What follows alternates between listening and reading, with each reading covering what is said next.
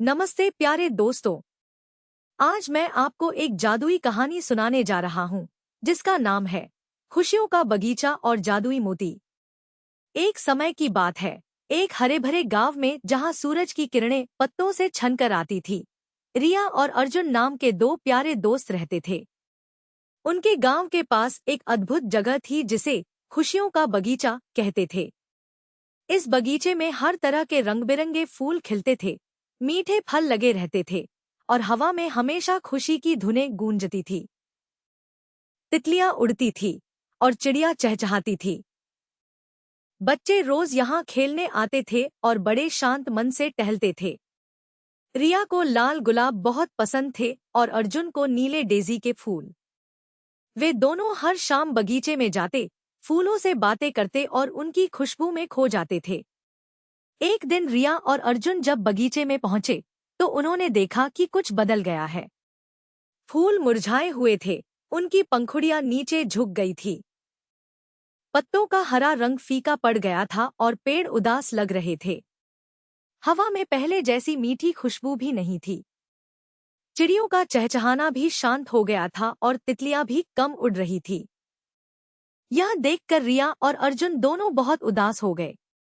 उनका प्यारा बगीचा, जो हमेशा खुशियों से भरा रहता था, अब मुरझाया और बीमार लग रहा था। रिया की आंखों में आंसू आ गए। अर्जुन ने उसका हाथ पकड़ा और कहा, हमें कुछ करना होगा रिया। वे समझ नहीं पा रहे थे कि ऐसा क्यों हुआ।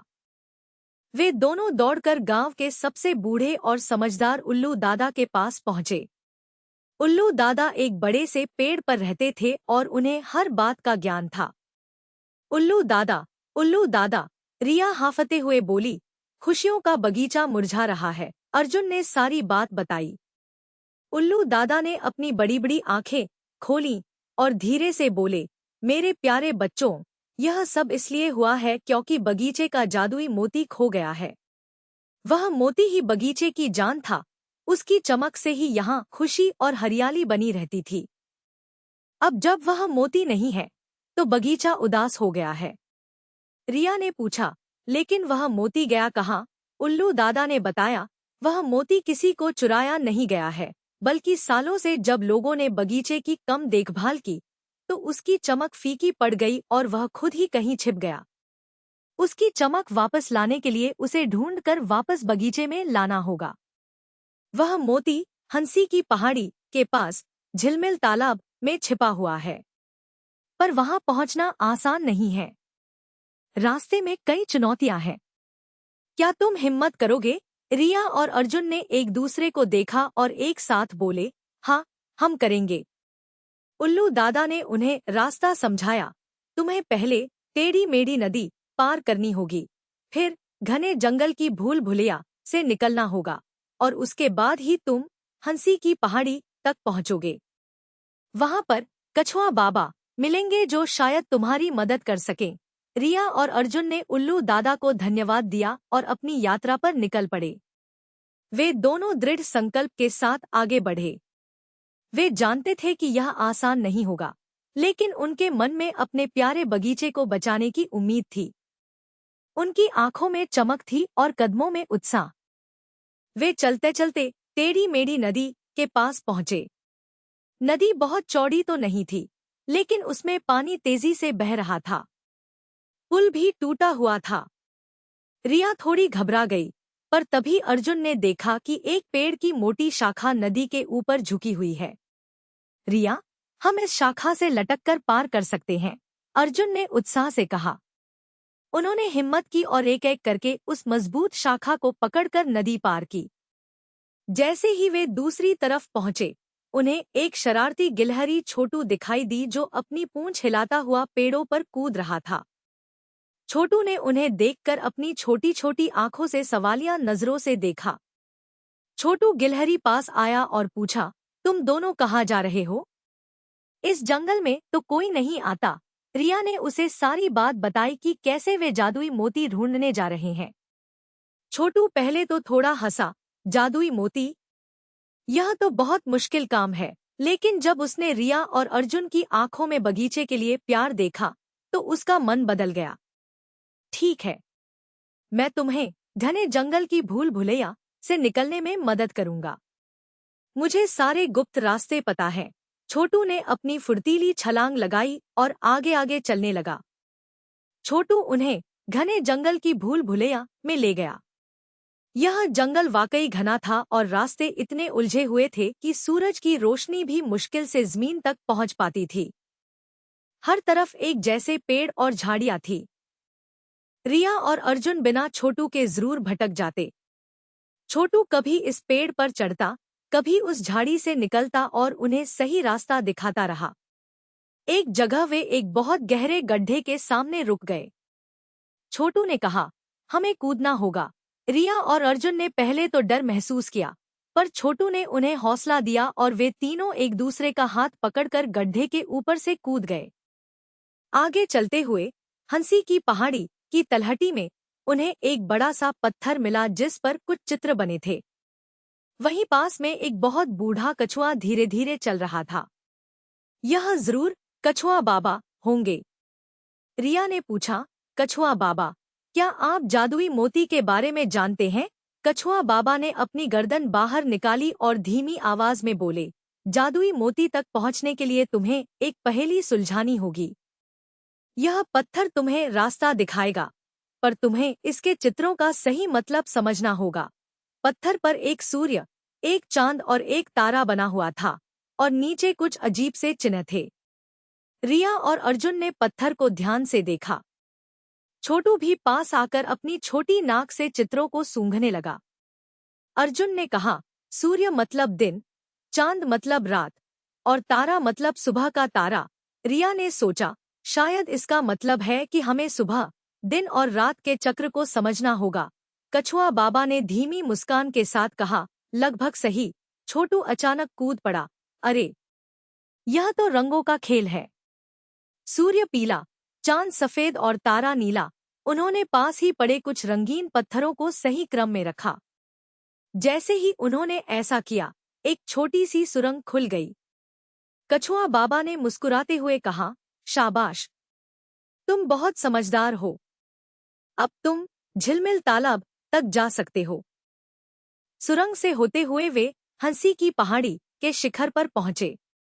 वहां एक छोटा सा तालाब था जिसका पानी सूरज की रोशनी में झिलमिला रहा था। यह झिलमिल तालाब ही था। तालाब के बीच में पानी की सतह के ठीक नीचे उन्हें एक चमकदार चीज दिखाई दी। मोती। रिया खुशी से चिल्लाई। मोती सचमुच बहुत सुंदर था। उसकी चमक इंद्रधनुष के रंगों जैसी थी। लेकिन मोती तालाब के बीच में था और पानी बहुत गहरा नहीं था, पर वे उस तक पहुंच नहीं पा रहे थे। तभी छोटू ने देखा कि तालाब के किनारे एक लंबी और पतली टहनी पड़ी है। अर्जुन ने उस टहनी को उठाया और धीरे से मोती की तरफ बढ़ाया। बहुत सावधानी से अर्जुन ने टहनी से मोती को किनारे की ओर सरकाया। रिया ने झुककर मोती को उठा लिया। मोती को हाथ में लेते ही उसकी चमकदार रोशनी पूरे तालाब को रोशन कर गई। मोती छूने में ठंडा और चिकना था और उससे एक हल्की सी सुगंध आ रही थी। रिया और अर्जुन की खुशी का ठिकाना न रहा। उन्होंने एक दूसरे को गले लगाया। छोटू गिलहरी अपनी पूंछ हिलाते हुए खुशी से कूद रहा था। वे तीनों जानते थे कि उन्होंने एक बहुत बड़ा काम कर लिया है।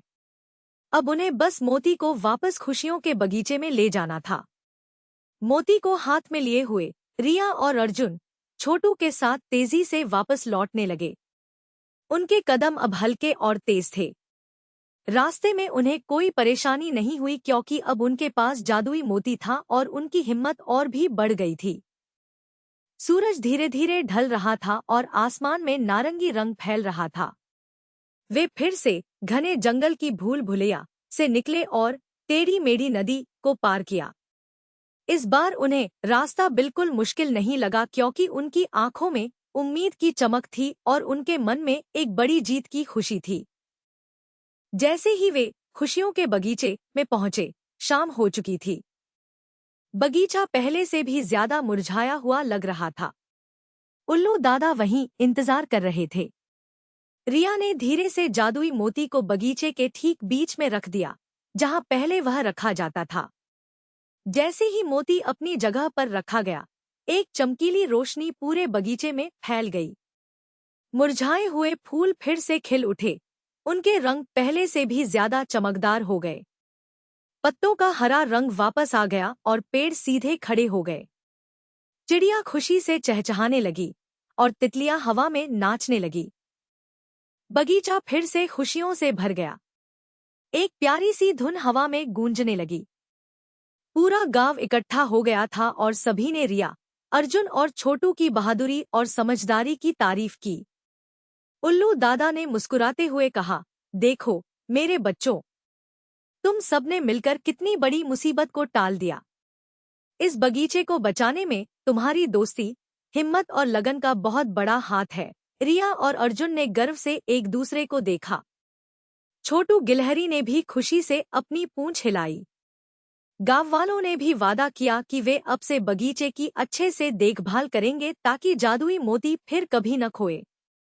अब हर दिन बच्चे और बड़े मिलकर बगीचे की देखभाल करते थे और उसे हमेशा हरा भरा रखते थे। रिया और अर्जुन अब भी रोज बगीचे में जाते थे, पर अब वे सिर्फ खेलने नहीं जाते थे, बल्कि उसकी देखभाल भी करते थे। उन्होंने सीखा था कि अगर हम सब मिलकर किसी चीज की देखभाल करें और अपना काम ईमानदारी से करें, तो कोई भी मुश्किल बड़ी नहीं होती।